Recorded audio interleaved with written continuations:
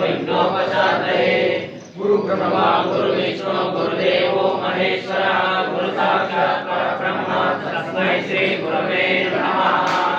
कृष्णं वन्दे कमलपत्राक्षं पुण्यं श्रवणकीर्तनं वासुदेवं जगद्गुरुं नौमि नारायणं हरिं।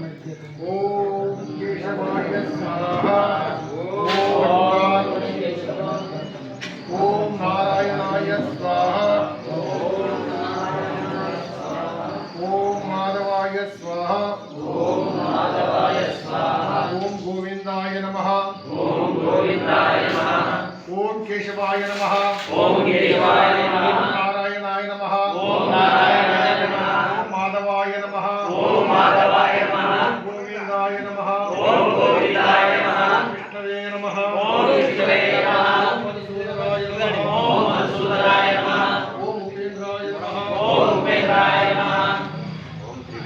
ॐ त्रिविक्रमाय नमः नारायणाय नमः श्रीधराय नमः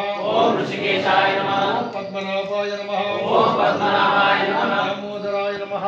दामोदराय नमः कृष्णाय नमः संकर्षणाय नमः ॐ वासुदेवाय नमः